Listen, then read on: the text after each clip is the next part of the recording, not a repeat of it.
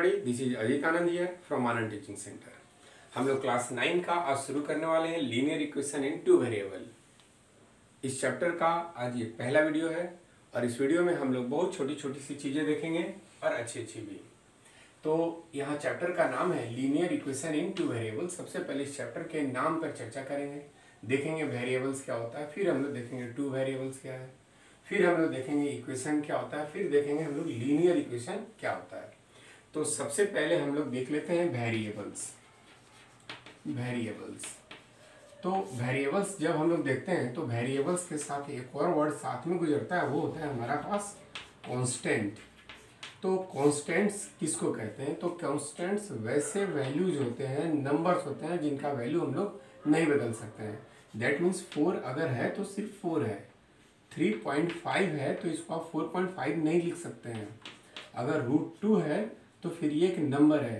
तो ये सारी चीज़ें हम लोग को क्या कहलाती हैं?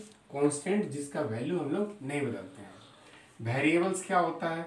तो ये होता है x हो सकता है, y हो सकता है, a होता है, b हो सकता है, अल्फा है, बीटा है, इस तरीके से ये लैम्डा है। ये सारी चीज़ें हमारे लिए वेरिएबल्स हैं। तो इनका नाम वेरिएबल्स क्यों है? इसलिए कि अलग अलग जगह पे, अलग अलग प्लेस पे, अलग अलग इक्वेशन में इनका वैल्यू बदलते चला जाता है। जैसे एग्जांपल ले लेते हैं, हमारे पास 2x इक्वल टू अगर 14 है तो जाहिर है x इक्वल टू आप 14/2 दैट मीन्स आप 7 लिखेंगे, तो x का वैल्यू कितना हो गया? 7। एक और एग्जांपल लेते हैं, 3x दिस इक्वल टू 15 है तो x इक्वल टू क्या लिखेंगे? 15/3 दैट मीन्स आप लिखेंगे 5। x का वैल्यू कितना है? 5 है। तो अगर आप पहली बार सवाल बनाएं और इस सवाल को बनाने में x इक्वल टू 7 आया तो इसका मतलब ये थोड़ी होता है कि x बराबर 7 होता है। यहाँ सवाल बदल गया, x का वैल्यू बदल गया।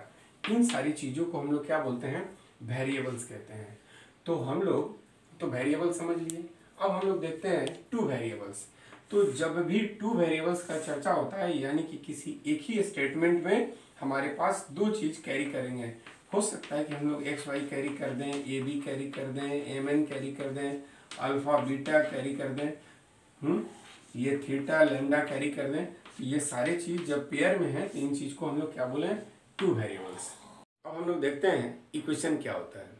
तो इक्वेशन वर्ड जो है ना, इक्वेशन ये जो वर्ड है अपने साथ एक छोटा वर्ड और सिंबॉलिक फॉर्म इक्वल को लेके कैरी किया है। इक्वल स्टेटमेंट, जब मैथमेटिकल स्टेटमेंट लेते हैं और जिसमें इक्वेशन का चर्चा आता है, उस मैथमेटिकल स्टेटमेंट में हमारा सिंबॉलिक फॉर्म होता है, सिंबॉलिक फॉर्म होता है। और जब भी इक्वेशन का बात होता है तो हम लोग थोड़ा समझेंगे। Is, are, am, was, were, will, shall, becomes, इसका मतलब होता है इक्वल टू। ये एक टूल्स है, इसका इस्तेमाल हम लोग जगह जगह पे अलग अलग हिस्से में इसका करेंगे। ये एक बहुत मज़ेदार टूल्स है, सवाल को आसान भी करेगा। तो चलिए सबसे पहले हम लोग देख लेते हैं इक्वेशन क्या होता है। तो इक्वेशन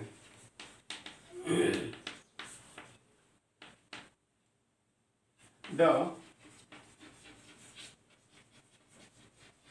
symbolic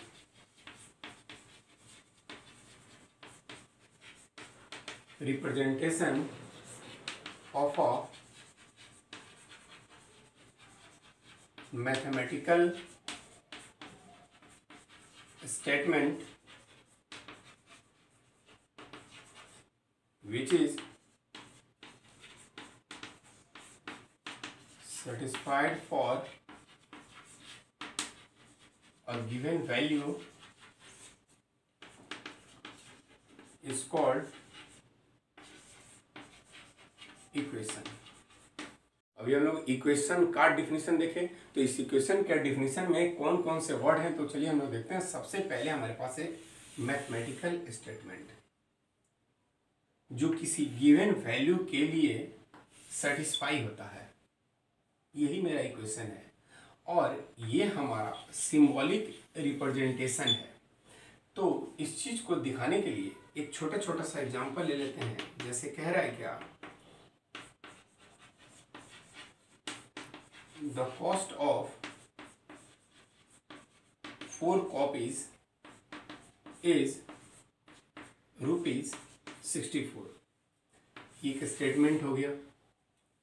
सवाल आगे बढ़ेगा, then find the cost of 14 copies. देखिए, पहले वाला हिसाब से हम लोग इक्वेशन का, स्टेटमेंट का इक्वेशन बनाएंगे और बाद में सवाल सॉल्व करेंगे। इस क्वेश्चन को हम लोग यूनिटी मेथड से भी सॉल्व कर सकते हैं, लेकिन यहाँ पे हम लोग आज देखेंगे अलजेब्रिक मेथड का। तो सबसे पहले तभी तो हम लोग इक्वेशन पे हैं, लिखेंगे let cost of 1 copy equal to ₹x। तो अकॉर्डिंग टू क्वेश्चन हमारे पास क्या कह रहा है कि 4 कॉपीज का जो कॉस्ट है वो 64 है। एक कॉपी का दाम x है, तो 4 कॉपी का दाम कितना हो जाएगा? 4x। This equal to 64। अब देखते हैं जरा, ये जो स्टेटमेंट का इक्वेशन जो है ना, यहाँ जो स्टेटमेंट है the cost of 4 copies is ₹64, एक कॉपी का दाम x, तो 4x इक्वल टू 64। यहाँ जो इज है, यह इज के जगह पर हमने इक्वल का इस्तेमाल किया है। अब देखिए, तो ये एक मैथमेटिकल स्टेटमेंट का सिंबॉलिक फॉर्म है और ये हमारा क्या कहलाएगा? इक्वेशन। अब भले ही आगे हम लोग सॉल्व करेंगे तो x इक्वल टू लिखेंगे 64/4, दैट मीन्स 16। तो ये मेरा एक कॉपी का दाम 16 आया, तो इस तरीके से 14 कॉपी का दाम कितना हो जाएगा? 14x। और 14x के लिए 14 × 16 जो हम लोग करेंगे, दिस इक्वल टू 224 रुपीज़ इतना आना चाहिए। एक बार चेक कर लेंगे। और इस तरीके से हो गया। तो हमारा फोकस कहाँ पे है? इस चीज़ पे। अब एक बात को देखेंगे, इक्वल का साइन है, इसलिए तो पहले ये इक्वेशन है, अभी हम लोग देखे थे। दूसरी बात है कि स्टेटमेंट है, 4 कॉपी का दाम किसी दिए गए वैल्यू के लिए सेटिस्फाई करता है, ये हो गया। तो इस चीज़ को देखिए, तो सबसे पहले हम लोग देखेंगे यहाँ वेरिएबल कितने हैं। वेरिएबल मेरा 1 है। x का पावर कितना है? तो 1 है। जब पावर, वेरिएबल का पावर अगर 1 है तो लीनियर है, पावर अगर 2 है तो क्वाड्रेटिक है, पावर अगर 3 है तो यहाँ पे क्यूबिक है।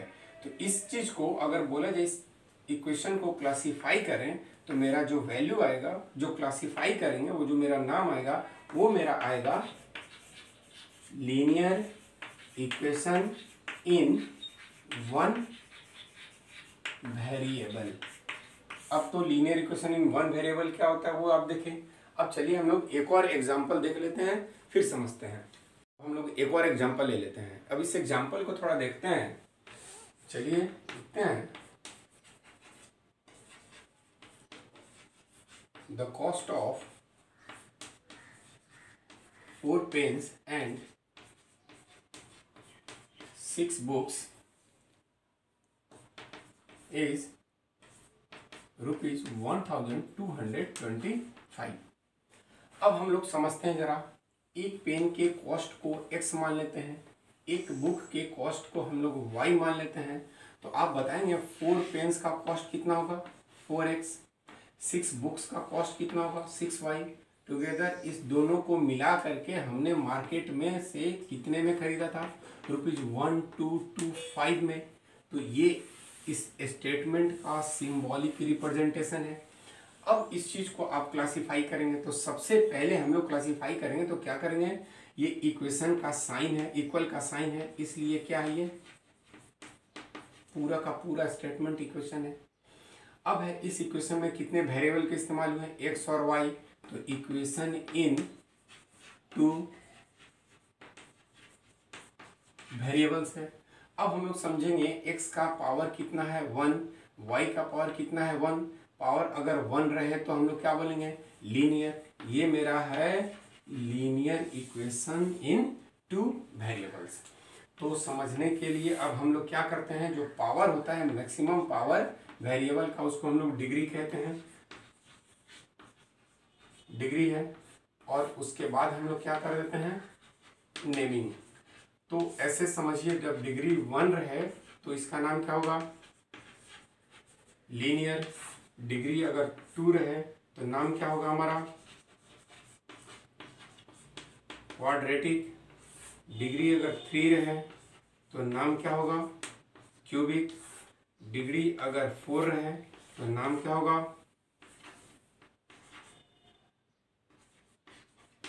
क्वार्टिक।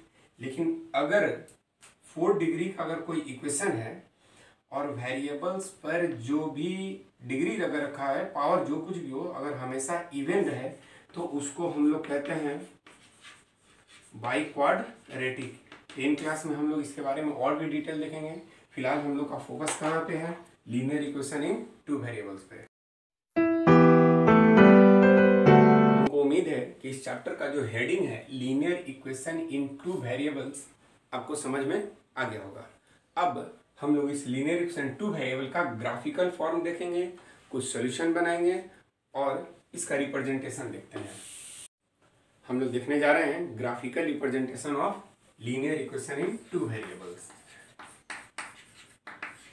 ग्राफिकल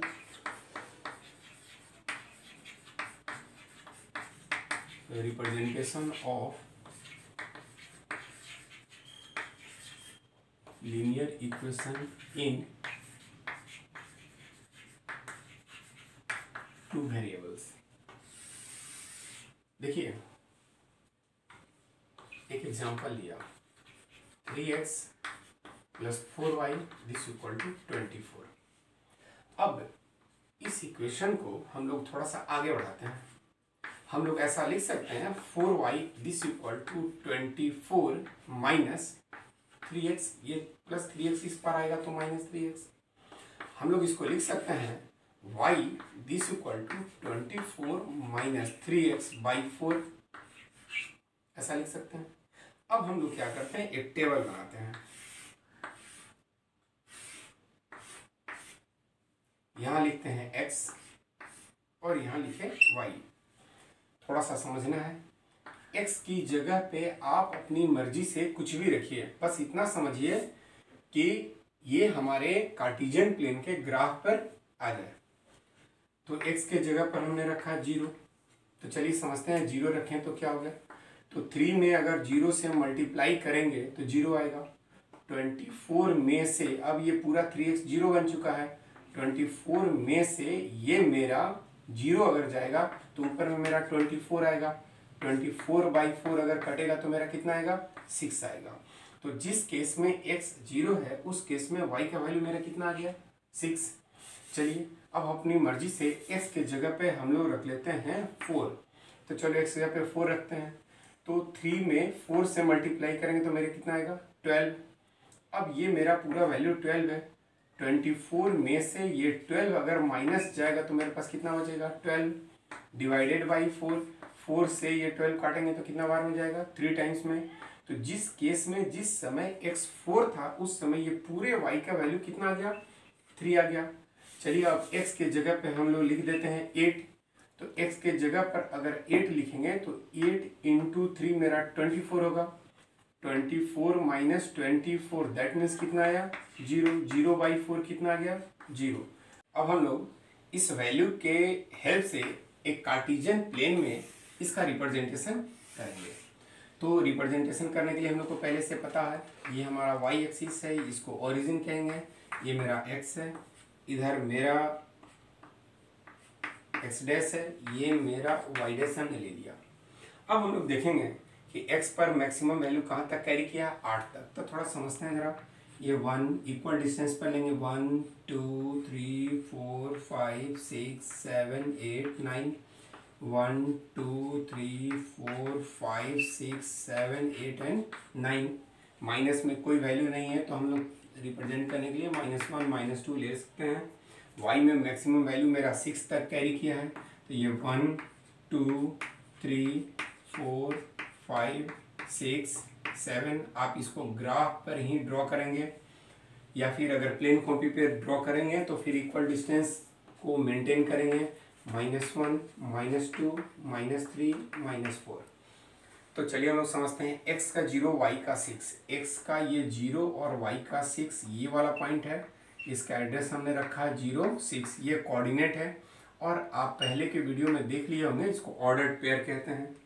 4 3, x का 4 और y के सामने यहाँ पे मेरा आ गया 4 3, इसका एड्रेस क्या लिखेंगे 4 और 3, 8 0, x का 8 और y का 0, इसका एड्रेस हो गया 8 0।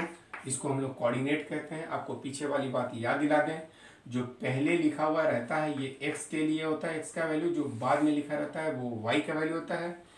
इस तरीके से ये दोनों फिक्स हैं। 8 0 को आप 0 8 नहीं लिख सकते हैं, पोजीशन बदल जाएगा।